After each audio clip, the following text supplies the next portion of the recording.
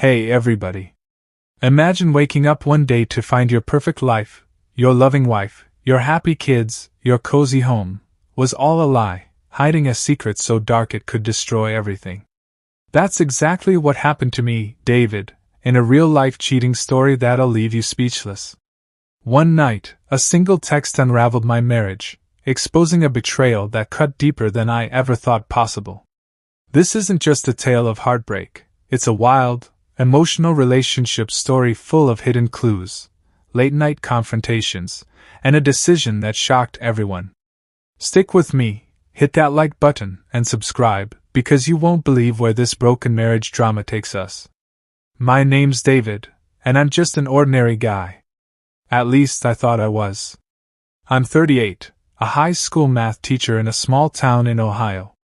I've got a decent life. 2 kids, a cozy house with a wraparound porch, and a wife, Sarah, who I thought was my soulmate. We've been married for 12 years, and yeah, we had our ups and downs, but I always believed we were solid. Sarah was the kind of woman who lit up a room, warm smile, quick laugh, always the one organizing block parties or baking cookies for the kids' school events. Everyone loved her. I loved her. Maybe too much. Looking back, I see the signs now, but at the time, I was blind.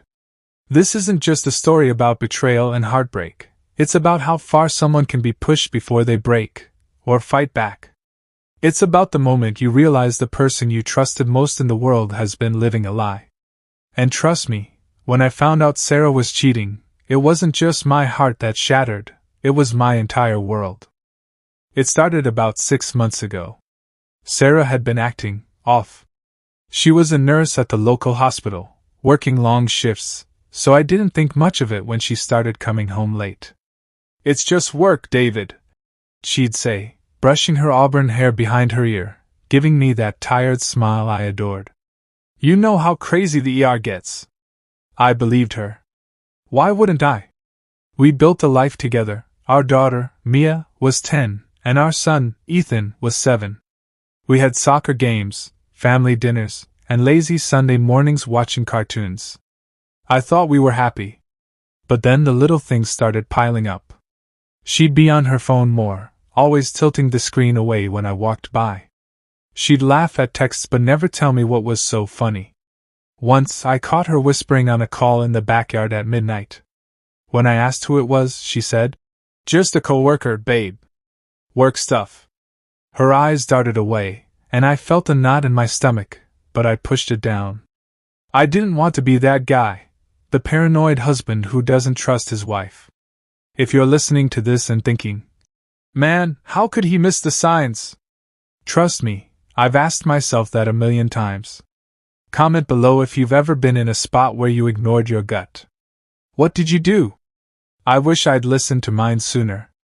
The first real clue came on a Tuesday night. Sarah said she had a late shift, so I was home with the kids, helping Mia with her science project while Ethan played with his Legos. Around 10 p.m., my phone buzzed. It was a text from my buddy, Mike, who owns a bar downtown. "Yo, Dave, you with Sarah? Saw her car at the Riverside Inn." The Riverside Inn was a small hotel on the edge of town, not exactly a place you'd expect a nurse to be during a hospital shift. My heart started pounding. I texted back, "Nah, she's at work." "You sure it's her car?" Mike replied with a picture, a grainy shot of Sarah's blue Honda parked in the hotel lot. I stared at it, my hands shaking. There was no mistaking it. Same license plate, same dent on the bumper from when she backed into a pole last year. I tried calling her, but it went straight to voicemail. "Hey babe, just checking in," I said, trying to sound casual. Inside, I was spiraling. I didn't sleep that night. When Sarah got home at 2 a.m., she looked exhausted, her scrubs wrinkled. "Rough shift," she muttered, kissing my forehead before heading to the shower. I wanted to confront her right then, but the kids were asleep, and I didn't want to wake them. Instead, I lay in bed, staring at the ceiling, replaying every moment of our marriage. Was this real life? Was my wife cheating? Or was I jumping to conclusions? The next morning, I did something I'm not proud of. While Sarah was making breakfast, I grabbed her phone from the counter. She changed her passcode, which was new. She'd always used our anniversary date before. That alone felt like a punch to the chest. I didn't get into her phone, but I started watching her closer. She was distant, snapping at the kids over little things, which wasn't like her. One night, I overheard her on the phone in the garage, her voice low and hurried. "I can't talk now," she whispered. "He's home." Who was he? Me? My mind raced. I started checking her car when she was asleep, found a receipt for a coffee shop she never mentioned, dated for a time she said she was at work. I even drove by the riverside in one evening, my heart in my throat, but her car wasn't there. Every clue was a breadcrumb, leading me deeper into this emotional relationship story that I didn't want to believe was true. If you're still with me, hit that like button, it really helps the channel. And let me know in the comments, have you ever found a clue that made you question everything? How did you handle it? About a month later, I couldn't take it anymore. I needed answers. Sarah was at another late shift, and I decided to do something drastic. I called my sister, Lisa, to watch the kids, then drove to the hospital. I parked across the street and waited. An hour passed. Then 2. No sign of Sarah. I called the hospital, pretending to be a patient's family member, and asked for her.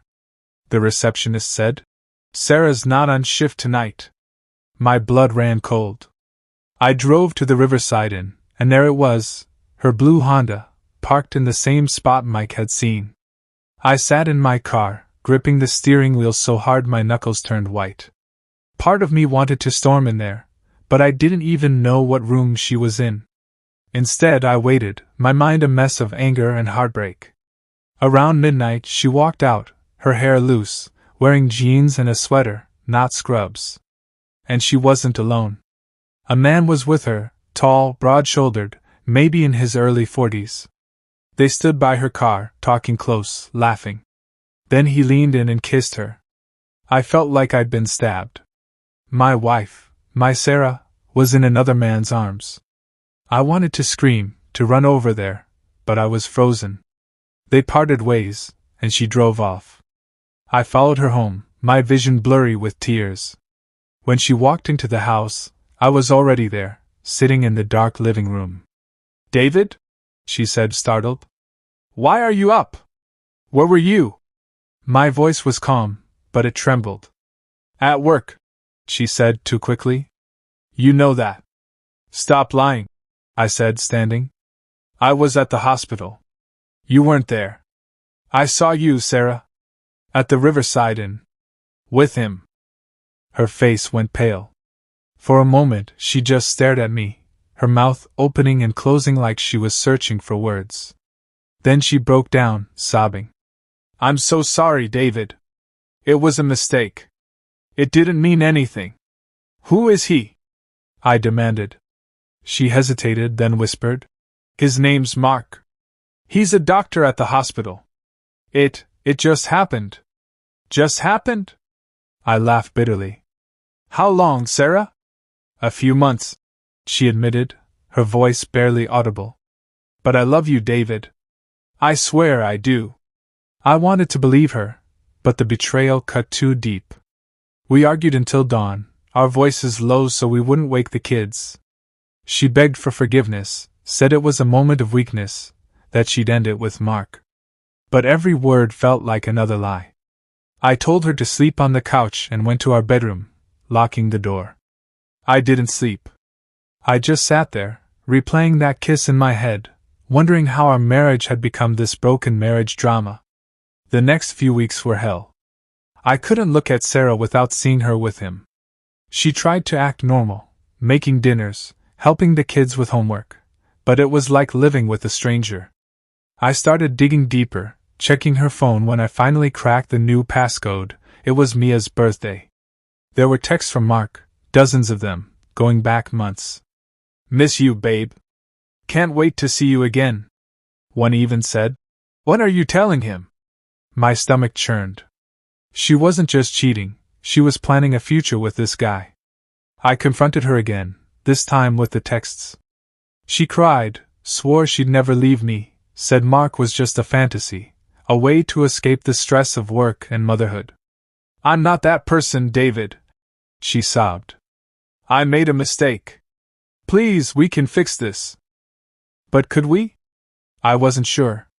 My family got involved, my parents, her parents, even our pastor. They all begged me to forgive her, to think of the kids. Marriage is hard, my mom said. You don't throw it away over one mistake. Her mom called me, crying, saying Sarah was lost, but still loved me. Even our friends took sides. Some told me to leave her, others said forgiveness was the Christian thing to do. I felt like I was drowning in opinions, torn between forgiveness versus revenge in marriage. If you're still hooked on this emotional relationship story, smash that subscribe button and turn on notifications for more real-life cheating stories. And drop a comment. What would you do if everyone was begging you to forgive a cheating spouse? I need to know. I started therapy, alone at first, because I needed to sort out my head. The therapist asked me what I wanted. Did I want to save the marriage, or was I done? I didn't know. Part of me still loved Sarah, the woman who danced with me at our wedding, who'd held my hand when Ethan was born. But another part of me hated her for what she'd done. I kept digging, though, because I needed the whole truth. I found an old credit card statement with charges for dinners and hotel stays I didn't know about. I even tracked down Mark's profile on the hospital website. He was a cardiologist, married, with a kid of his own. The hypocrisy made my blood boil. One night, I couldn't take it anymore. I drove to Mark's house. I looked up his address. I didn't know what I was going to do, but I needed to see him, to confront the man who'd helped destroy my life. His house was nice, a big colonial with a manicured lawn. I sat in my car, debating whether to knock on his door. Then I saw him through the window, sitting at a dining table with his wife and daughter, laughing like he didn't have a care in the world. I wanted to storm in, expose him, ruin his perfect little life. That's when I realized I was thinking about revenge on a cheating spouse, not just Sarah, but him too. I didn't do it. Instead, I went home and wrote Sarah a letter. I poured everything into it, my pain, my anger, my love for her despite it all. I told her I needed space, that I was moving into the guest room, and that she had to end things with Mark completely if there was any chance for us. She read it the next morning and cried, promising she'd already told Mark it was over. She showed me a text she'd sent him. It's done. Don't contact me again. But I didn't trust her. How could I? For the next month, we lived like roommates. I focused on the kids, trying to keep things normal for them. Mia started asking why Mommy and Daddy weren't talking much, and I didn't know how to answer. Ethan just clung to me more, like he sensed something was wrong. Sarah went to therapy too, and we tried a couples session, but it felt like we were just going through the motions. Every time I looked at her, I saw that kiss at the Riverside Inn. Then came the final twist, the one that changed everything. One Saturday, I was cleaning out the garage when I found a box tucked behind some old camping gear. Inside were letters, handwritten, from Mark to Sarah. They were dated from the past year, filled with promises of a life together, talk of leaving their spouses, even mentions of taking the kids and starting over somewhere new. One letter said, I know David's a good guy, but you deserve more. We deserve more. I felt like I'd been hit by a truck. This wasn't just an affair, it was a full-blown plan to tear our family apart. I confronted Sarah that night, the letters in my hand.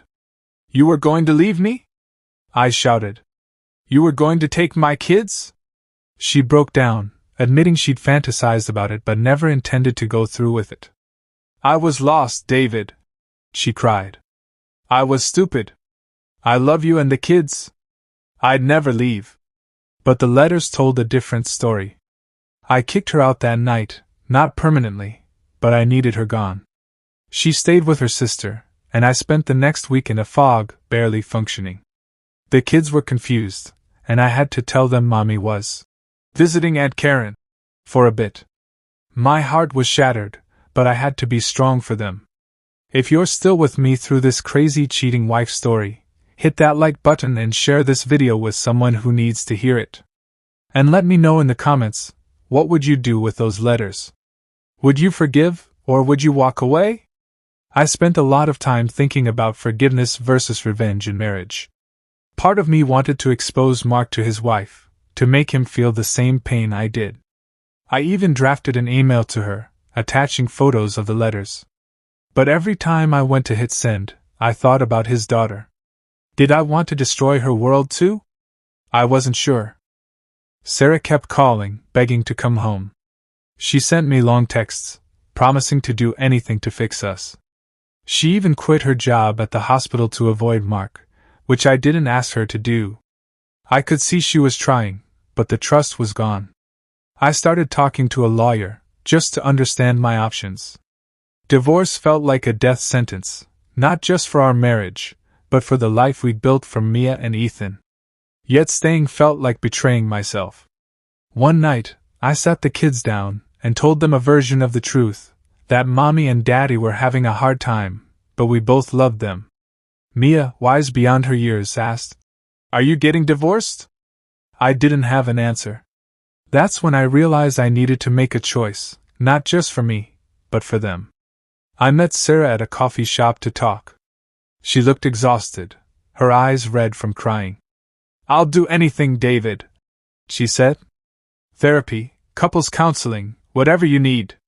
I know I messed up, but I love you. I want our family." I looked at her, searching for the woman I married. She was still there, buried under the lies and the pain.